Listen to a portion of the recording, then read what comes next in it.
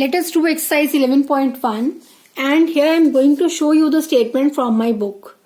The statement is, find the rule which gives the number of matchsticks required to make the matchstick pattern. You have to tell that how many sticks are required if you want to make tea using matchsticks. And here if we see, for making tea, how many sticks we need? We need 2 sticks. One will stand vertically and one will be horizontal. So we need 2 sticks. So rule will be 2 multiply any variable, that is 2x. Same way, if I want to make the pattern for Z, I need 3 sticks. One here for down and one slanting. So the rule will be for Z is 3x. Or I can write 3a, b or c. Any variable I will use with 3. Okay, so let us write the answer for A and B parts first. For A part, that means for framing T, the answer will be 2x. And if I want to frame Z, answer will be 3 multiply any variable, that can be A, B or C. Now, see into my book, I am going to show you that if I want to make this letter U, how many sticks I need for V, for E. For U I need 3 sticks, 1, 2 and 3. For V I need 2 sticks. For E I need 1, 2, 3, 4 and 5.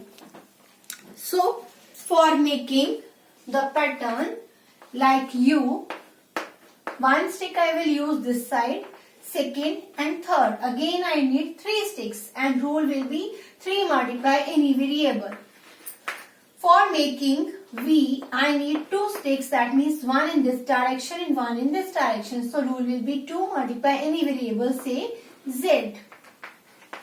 For E, I need 5 sticks, 1 this side, 2, 3, 4 between first 2 lines and then next 5th stick for between second and third line. So I need 1, 2, 3, 4 and 5. 5 sticks I need. So my rule will be 5 multiply any variable, say Y.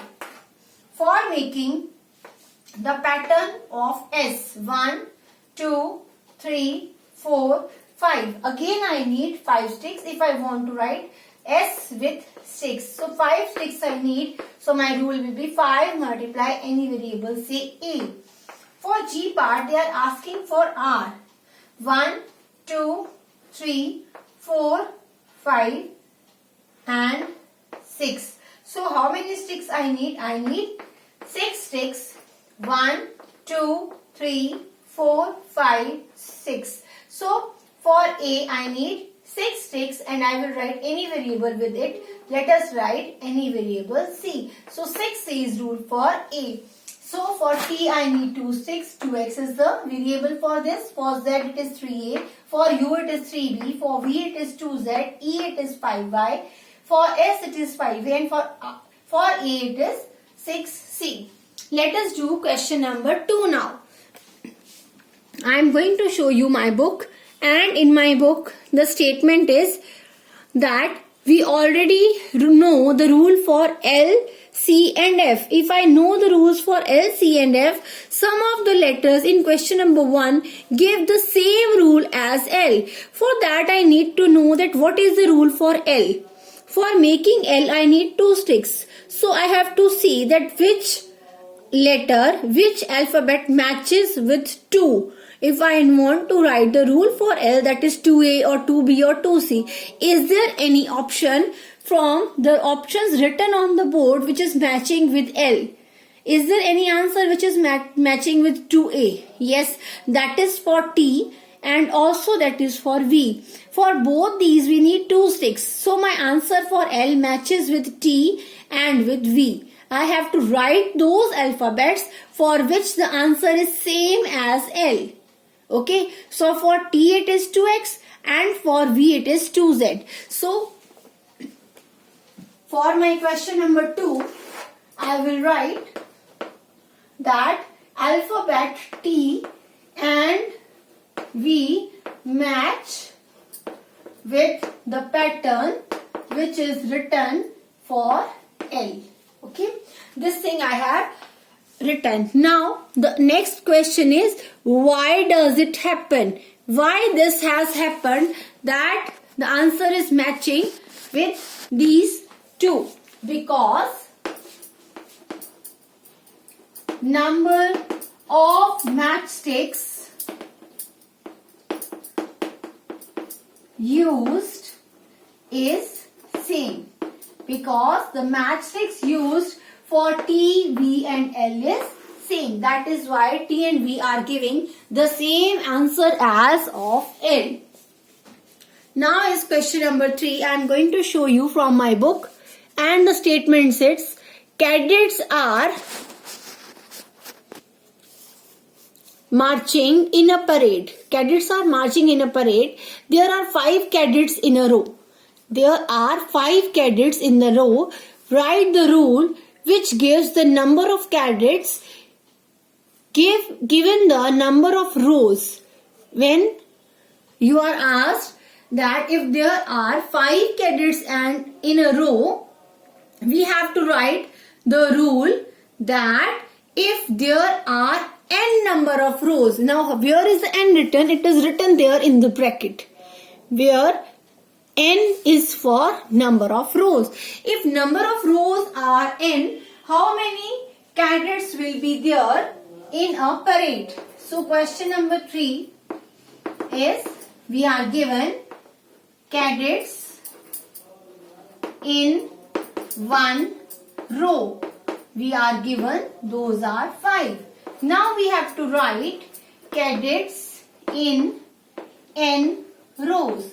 Like if I ask you, if cadets in one row is 5, how many cadets will be there in 2 rows? Those will be 2 into 5, 10. In 3 rows, those will be 15. In 4 rows, the answer will be 20. So for every row, you are multiplying number of cadets with number of rows. So here we are given the number of rows are n and cadets in one row is 5. So number of cadets in n rows will be 5 multiplied n, that is 5n. Okay.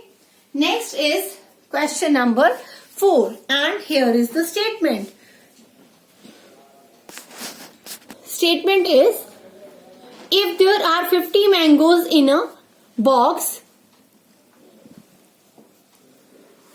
how will you write the total number of mangoes in terms of number of boxes?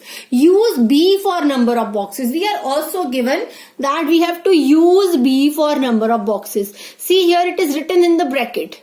So number of boxes you are given, and you are also given that how many oranges are there in, mangoes are there in one box. So how will we write? Again we have to tell the rule. So for 4th question we will write number of mangoes in one box, and that is 50. Like I explained here in question number 3, if there is one row, there are 5 cadets. For n rows, it will be 5 multiply n. Similarly, we are given here that if one box is there, 50 mangoes are there. But if mango number of boxes is increasing, number of mangoes will also be increased, because here we are talking only about one box. But here in the statement I have shown you that it is written that B is the number of boxes. So if we are given that number of boxes is B, so how many mangoes will be there in B boxes? Now in B boxes it will be 50 multiply B, 50B. Okay. So number of mangoes in B boxes will be 50B. Now is question number 5. And here is the statement. And statement is, the teacher distributes 5 pencils per student. The teacher is distributing 5 pencils per student. Can you tell how many pencils are needed given the number of students? Use S for number of students. We are given that we have to use S for number of students. So we are given that S is the number of students and every student is going to get 5 pencils. Okay, so let us write our answer, and that is one student gets 5 pencils, and then now number of students are S. So S students will get 5 multiply S pencils means 5 S pencils. So here we are writing the rule for S students if each one of them is getting 5 pencils. When one student is getting 5 pencils, S students will get 5 multiply S pencils. Like for 2 students it will be 10, for 3 it will be 15, for 4 it will be 20. So what we are doing, we are multiplying the number of pencils with number of students. When one student is there, 5, when 2 is there, 10, for 3 it is 15, 4 it is 20. Similarly for S it is 5 multiply S. So my answer is 5S. Thank you.